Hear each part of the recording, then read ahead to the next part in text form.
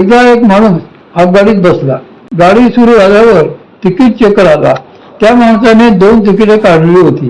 ते बघून तो तिकीट चेकर चक्रावून म्हणाला, गावाला तुम्ही एकटे जाणार आहात ना, आणि एकाच गावाला जायला मग 2 तिकिटे कशाला काढली? त्यावर तो माणूस म्हणाला, अहो, एक हरवले तर दुसरे असावे म्हणून. ते ऐकून तिकीट चेकर चेष्टेने म्हणाला, पण जर दोन्ही तिकिटे हरवली तर? त्यावर तो माणूस पटकन म्हणाला, मग माझ्याकडे पास आहे की काढलेला. आपली ही अवस्था तशीच असते. आपले संस्कार आपल्याला नीट ठाऊक नसतात. परंतु श्री मामा सांगत की आपल्याजवळ उपदेश वैराग्य असतेच, पण ते स्थान महात्म्याने प्रगट झाल्याशिवाय त्या वैराग्याची चव आपल्याला कळत नाही. आता बघा, आपण मंदिरात कशासाठी जातो? तर देवदर्शनासाठी.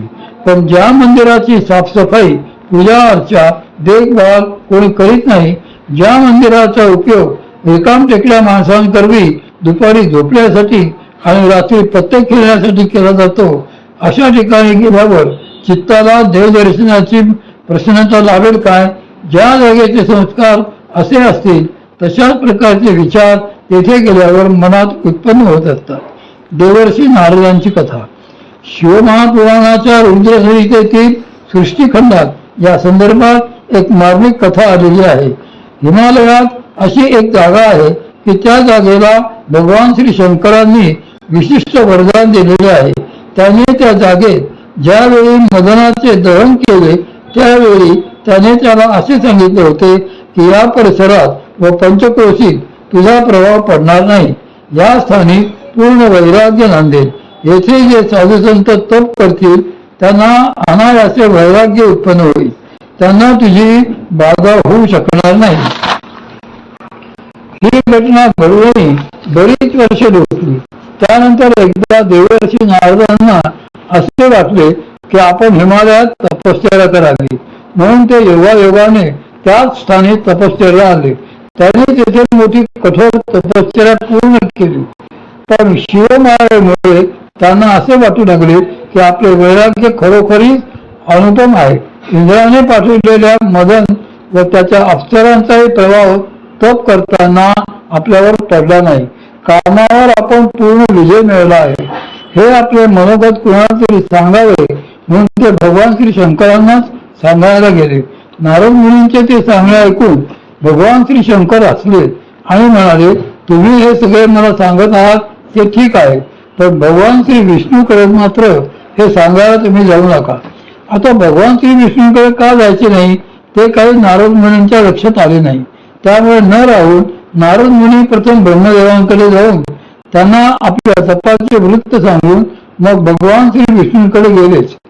तेथे गेल्यावर त्यांनी भगवान श्री विष्णूंसमोर आपल्या तपाचे मोठ्या हुशारकीने वर्णन केले व ते म्हणाले, देवा, तुमचा माझ्यासारखा कामविजय प्राप्त झालेला भक्त दुर्मिळच नाही काय?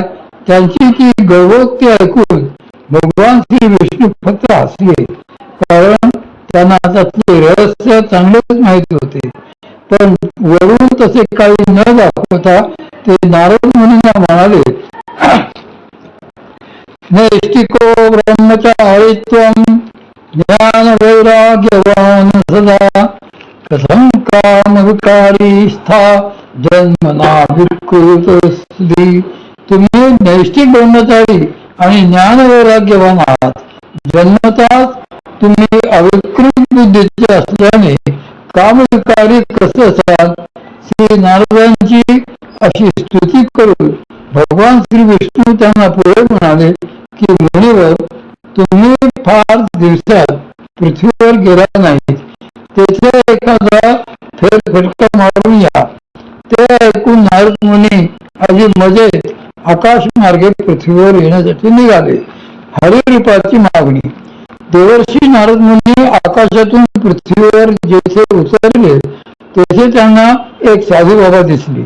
नारदांनी त्यांना नमस्कार करताच ते म्हणाले, देवर्षी, तुमच्या भाग्याचा उदयकाळ जवळच आलेला आहे. ते ऐकून नारद मुनींना फार आनंद वाटला.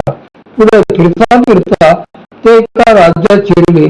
तेथे त्यांना अपूर्व धामधूम दिसली. सगळी राजधानी सगळा समाज रांगोळ्या, तोरणे, पताका अशा सजावटीने नटलेली होती. ते बघून त्यांनी एका वृद्धाला विचारले की काय हो, ही कशाची तयारी आहे? त्यावर तो म्हणाला की आमच्या राज्याची श्रीमती नावाची एक 32 लक्षणी उपवर कन्या आहे. तिचे स्वयंवर होणार आहे व त्यासाठी देशोदेशीचे राजकुमार येथे आलेले आहेत. त्याचा कोण भाग्यवान ठरतो देव जाणे. त्या वृद्धाचे हे बोलणे ऐकून नारद मुनींनी विचार केला की निदान अशी 32 लक्षणी सुकुमार कन्या आपण बघावी कितीतरी. म्हणून ते तेथून सरळ राजाकडे गेले. राजा शिलानिधीने त्यांचे यथोचित आदरातिथ्य केले व आपल्या कन्येला नमस्कारासाठी बोलावले. तिच्याकडे पाहून तिच्या दिव्य लक्षणांनी नारद मुनी चकितच झाले. मोहित होऊन ते म्हणाले, हे राजा, हिला भगवान श्री शिवांप्रमाणेच कामावर जय मिळवणारा पती मिळेल असे हिचे भाग्य आहे. ते ऐकून राजा प्रसन्न झाला व म्हणाला, मुनिवर, आपण स्वयंवराला जरूर यावे. नारदांनी त्यासाठी आनंदाने संमती दिली व ते तेथून निघून थेट वैकुंठात आले. त्यांच्या मनात राजकन्या श्रीमती भरली होती. त्यामुळे त्यांनी श्री भगवंतांना प्रार्थना केली की देवा, केवळ काही दिवस तरी मला हरिरूप द्यावे. त्यावर देव हसून तथास्तु म्हणाले. संस्कृत भाषेत हरी शब्दाचा एक अर्थ मरकट असाही होतो. त्यामुळे वर मिळाल्याबरोबर श्री भगवंतांच्या मायेने नारदांचे सर्व शरीर भगवान श्री विष्णूंसारखेच झाले. फक्त चेहरा मात्र माकडासारखा दिसू लागला. अर्थात ते त्यांना काही कळले नाही. मोठ्या आनंदाने ते स्वयंवरासाठी परत शिलानिधी राजाच्या पृथ्वीवरील राज्यात आले. नारदांची क्षमा प्रार्थना. यथाकाल स्वयंवर विधी सुरू झाला. नारद मुनी सर्व राजपुत्रांच्या रांगेत बसले होते. श्रीमती आपल्यालाच वरमाला घालणार अशी त्यांना मनोमन खात्री होती. त्या नादात आजूबाजूला त्यांचे लक्षच नव्हते.